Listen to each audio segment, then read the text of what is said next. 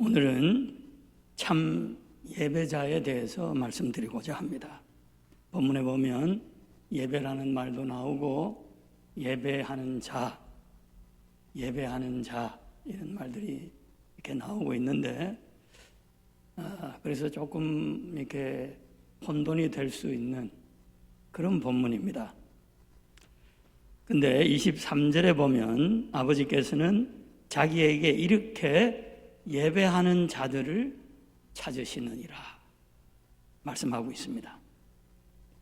하나님은 예배를 찾으시는 것이 아니고 참 예배자를 찾으신다라는 말씀입니다.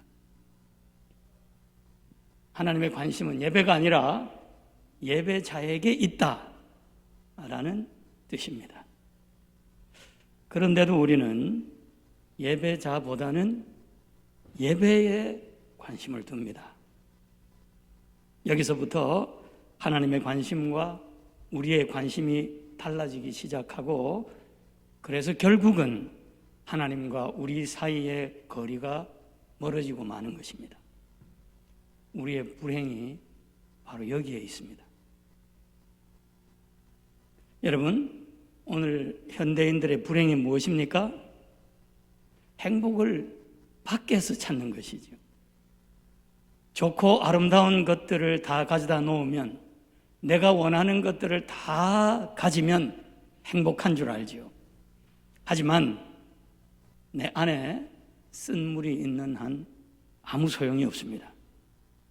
내 안에 쓴물이 들어오는 행복을 다 망쳐버리기 때문이지요. 인간은 원래 에덴에서 하나님과 함께 거하며 행복을 누리도록 지음을 받았습니다.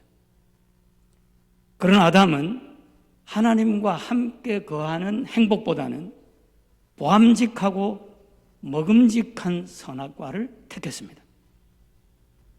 내적인 것보다는 외적인 것에 집착했던 것이지요.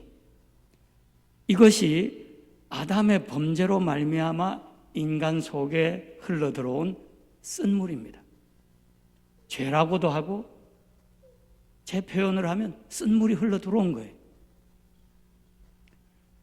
불행하게도 지금 우리는 이 쓴물의 홍수 속에서 살아가고 있습니다. 이 쓴물이 누구 탓입니까? 남 탓, 환경 탓입니까? 아닙니다. 아담으로부터 시작이 됐지만 결국은 이제는 내 안에서 쓴물이 나오고 있는 거예요. 이 쓴물이 우리의 삶을 아프고 썩게 만드는 것이지요. 내 안에 쓴물이 인간관계를 망가뜨리고 내 가정과 교회와 이웃을 아프게 만드는 것입니다. 더욱 안타까운 것은 내 안에 쓴물이 내가 드리는 예배와 기도까지도 악하게 만들어버린다는 사실입니다. 그러므로 예배자가 바로 되어야 하는 것입니다. 예배자가 바로 되어 있으면 부르신 곳이 어디든 예배하고 어떤 상황이든 예배하고 걸어갈 때 길이 되고 살아갈 때 삶이 되는 그곳에서 예배할 수 있는 것입니다.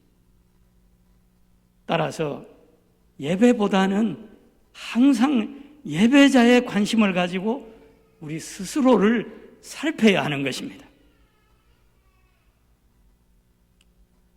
그러면 우리가 어떻게 하나님이 찾으시는 참 예배자가 될 수 있을까요? 오늘 본문에서 그 답을 찾을 수 있습니다. 예수님이 사마리아 여인을 찾아가셔서 이 여인이 참 예배자가 될 수 있도록 돕고 계시는 것을 볼 수 있기 때문입니다. 가장 먼저 한 세 가지 단계로 주님께서 이 여인을 이끌어 주시고 계신데 먼저 그녀의 눈을 열어주셨습니다. 그녀의 관심을 외적인 것에서 내적인 것으로 향할 수 있게 해주신 것입니다.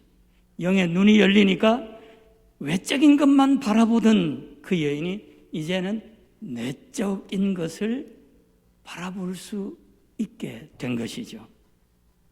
예수님이 이 여인에게 다가가심으로 유대인, 사마리아인, 남자, 여자라고 하는 이 외적인 장벽을 허물어 주셨습니다.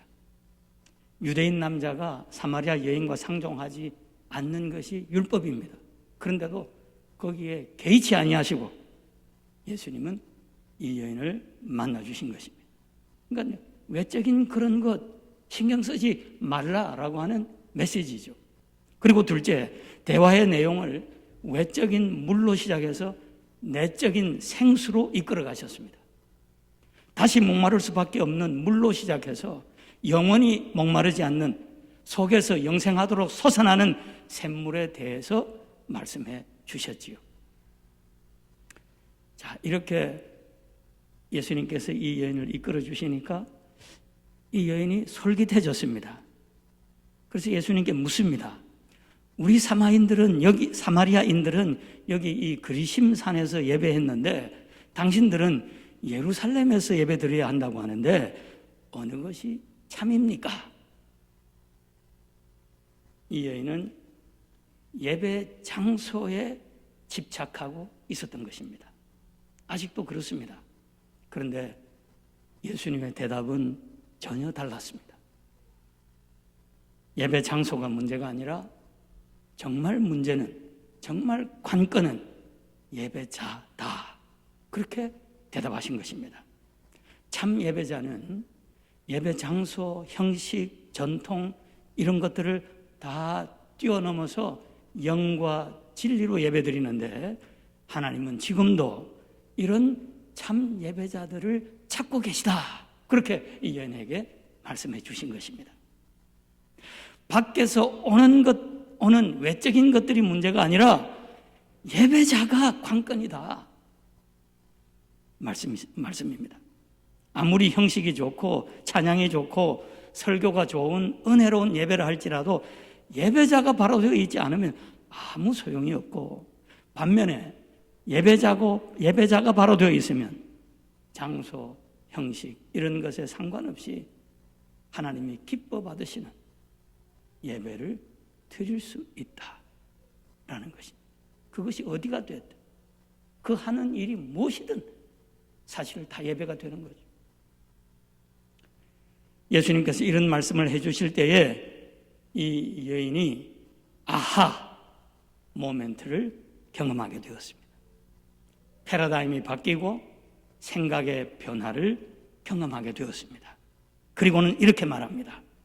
메시아가 오시면 이런 일이 일어날 수 있겠지만 그렇지 않고서야 어떻게 이런 놀라운 일이 일어날 수 있겠습니까? 그때 예수님은 기다리셨다는 듯이 내가 그라, 내가 메시아다, 이 여인에게 자신을 알려주셨습니다. 계시해 주신 것이죠. 이렇게 해서 이 여인은 예수님을 만나게 되었고, 메시아이신 예수님을 만난 이 여인은 두 번째, 삶의 목적과 가치관이 완전히 달라졌습니다. 28절을 보면 여자가 물동이를 버려두고 동네로 들어가서 그랬습니다. 이 여인이 왜 우물로 왔습니까? 물길로 왔습니다. 그랬으면 물을 기른 후에는 물동이를 들고 갔어야 하는데 이 여인은 우물로 왔던 원래의 목적도 잊어버린 채 물동이를 버려두고 마을로 뛰어들어간 것입니다. 왜 그랬을까요?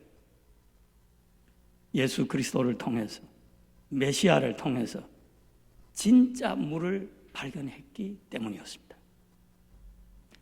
매일 물을 길어갔지만 그녀의 생애 갈증은 해소되지 않았습니다.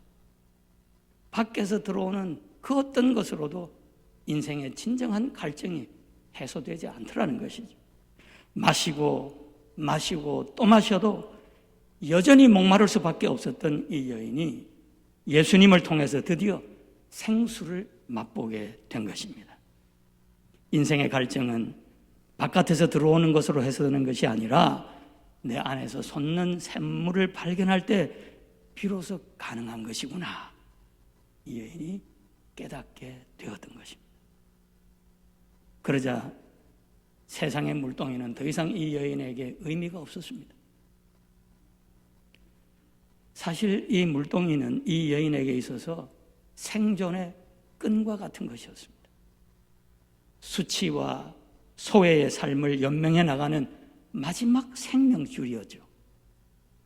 세상에 그토록 속임을 당하고 짓밟힘을 당했으면서도 아직도 그 세상을 버리지 못하는 마지막 애물단지였습니다.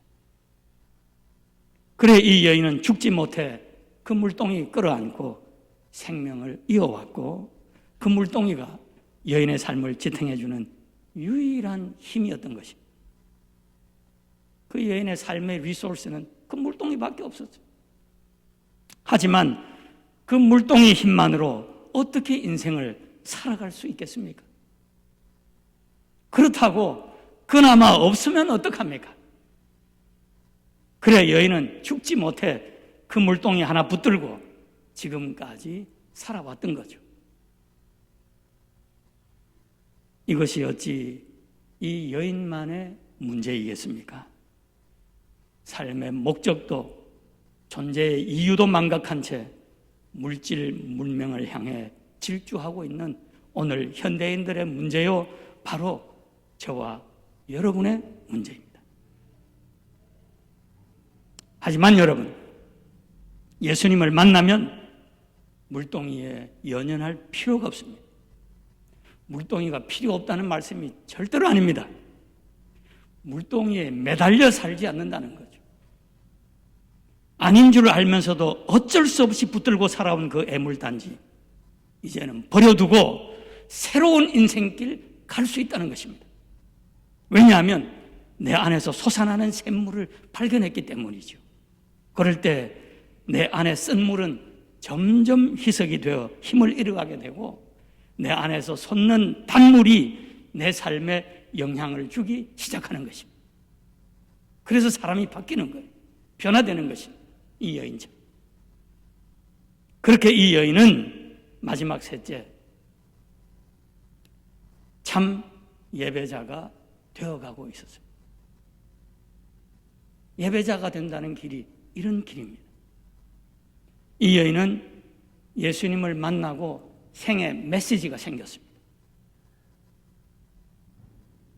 29절 전반부입니다. 내가 행한 모든 일을 내게 말한 사람을 와서 보라. 나의 과거를 다 아시는 이분을 와서 보라는 것입니다. 진리이시고 생수이시며 모든 것의 모든 것이 되시는 그분이 자기 같은 거 버리지 않으시고, 아니 오히려 자기의 죄와 상처를 아시기에 더 가까이 오셔서 새 생명을 주셨다는 것입니다.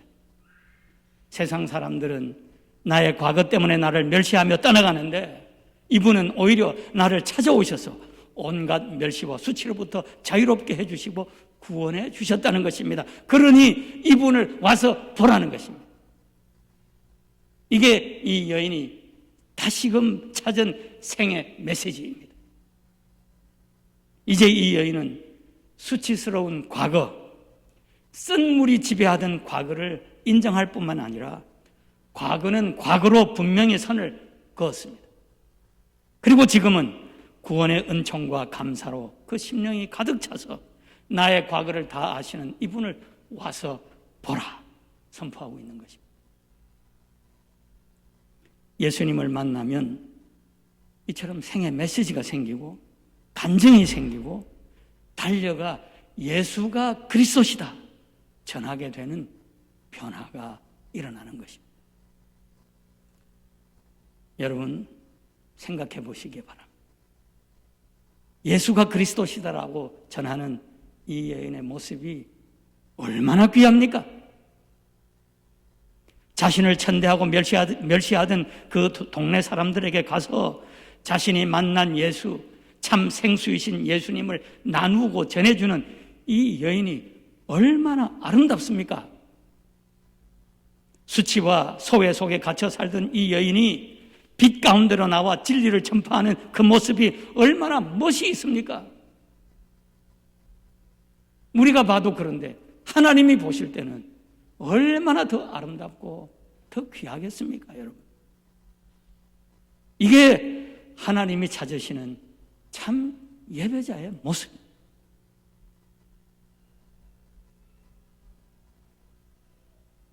이 여인은 이렇게 참 예배자가 되어가고 있었습니다. 이제 이 여인에게는 종교적 전통과 형식에 얽매인 채 세상의 물동이 의지하고 살아가는 동네 사람들이 너무나 안타깝게 여겨졌어요. 그래 단숨에 동네로 달려가서 그리스도를 와서 보라 외쳤던 거죠. 그런데 참으로 놀라운 것은 이 여인의 이 한마디 말에 온 동네가 다 달려나와서 예수님을 만나고 예수님을 믿게 되었더라는 것입니다. 여러분 놀랍지 않습니까? 그렇게 자기들이 손가락질하고 천대하고 소외시키던 그 여인의 말 듣고 온 동네 사람들이 다 예수님께 달려나왔다라는 거죠. 무엇을 말해주는 것입니까? 동네 사람들이 볼 때 이제는 그 여인의 말을 듣고 따를 수밖에 없을 정도로 이 여인이 변화되어 있었다라는 것을 말해주는 것입니다. 이게 변화의 능력입니다. 쓴 물을 내뿜으며 물동이 하나 의지하고 살던 사람이 이제는 그 안에서 솟아나는 샘물로 인해 감사하고 감격하고 기뻐하며 예수를 전하는 참 여자가 된 이 여인의 모습을 그들이 보았던 것이죠. 기적보다 더 기적인 그 여인의 변화를 이 사람들이 목격했던 것입니다. 한마디로 이 여인은 세상도 보고 놀라며 호기심을 가지고 그 말에 귀를 기울일 수밖에 없는 그런 사람으로 변화되어 있었다라고 하는 증거입니다. 하나님이 찾으시는 것은 절대로 예배가 아닙니다. 호화롭고 웅장하고 거룩한 예배가 아닙니다. 하나님이 찾으시는 것은 참 예배자예요. 참 예배자가 단순하고 소박하게 아무것도 없이 그렇게 드리는 예배일지라도 하나님은 그것을 귀하게 받으시는 거죠. 여러분, 구약으로 한번 잠시 돌아가 보겠습니다. 왜 하나님은 가인의 예배는 악하다 하시고 아벨의 예배는 기쁘게 받으셨습니까? 이유가 무엇입니까? 제목이 달라서입니까? 장소가 다르고 예배 형식이 달라서였습니까? 아닙니다. 절대로 그렇지 않습니다. 우리 하나님 그렇게 마음이 좁으신 분이 아니에요. 그러면 무슨 차이입니까? 바로 예배자가 달라기 때문에. 창세기 4장 4절 5절 말씀입니다. 여호와께서 아벨과 그의 제물을 받으셨으나 가인과 그의 제물을 받지 않으셨습니다. 여기 제가 밑줄을 긋고 이탈리아로 만드는 건 아벨, 가인을 위해서 보십시오. 여호와께서 아벨을 받으시고 그리고 그의 제물을 받으셨으나 가인은 받지 않으셨고 그래서 그의 제물을 받지 않으셨다. 이런 뜻이 여기 있습니다.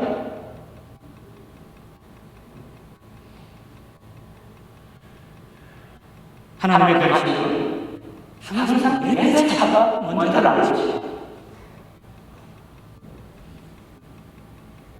그런데 쓴물이 흐르는 우리들은 어떻게 생각하느냐?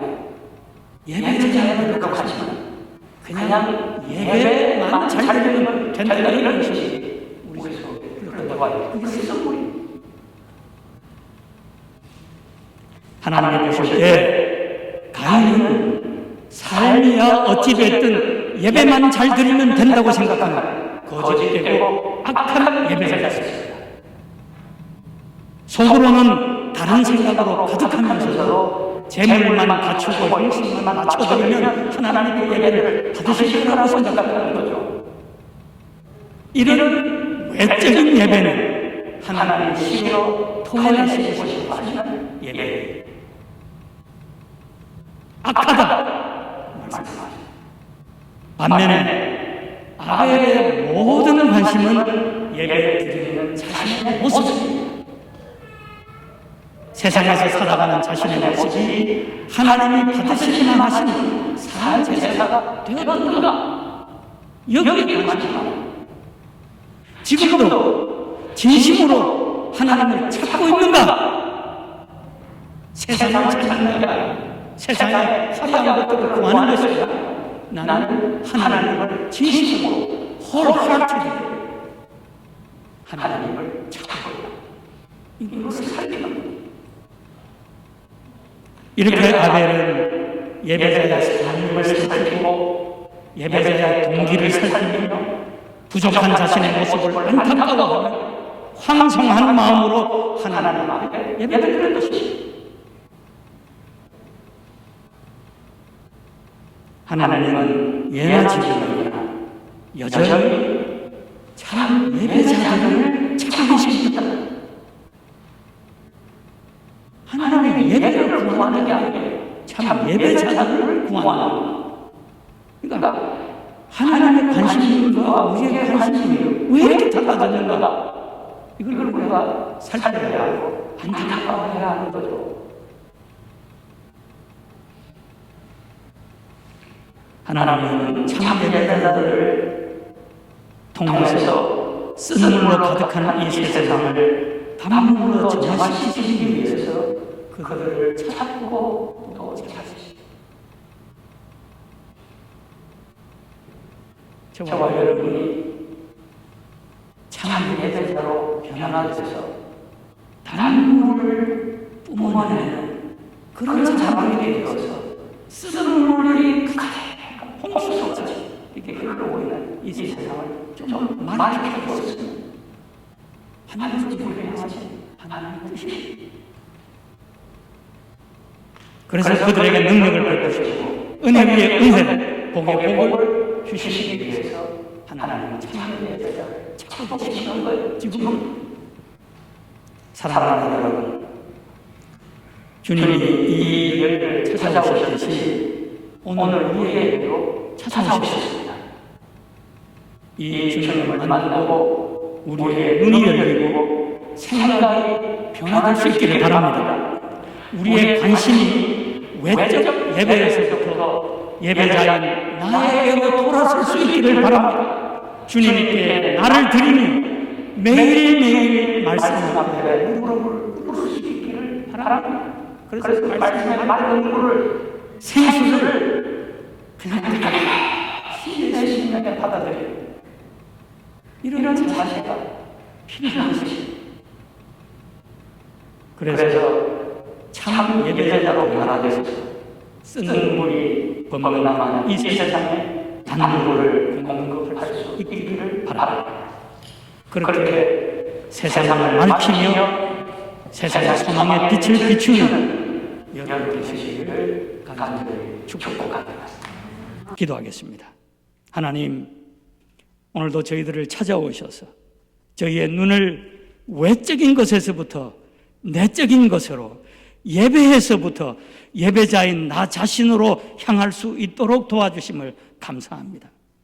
또한 쓴물로 가득한 우리들 속에 단물이 솟아나도록 변화시켜 주심을 감사합니다. 이제 참 예배자로서 그리스도를 증거하며 이 세상에 단물을 공급할 수 있도록 도와주시옵소서. 예수님의 이름으로 기도드리옵나이다. 아멘. 지난주에 우리 이원기 집사님 가정 그리고 조엘 집사님 가정 파송 예배를 드렸습니다. 제가 오늘 봉헌송을 부르려고 하는데 하나님께서 광야 시대에 모세를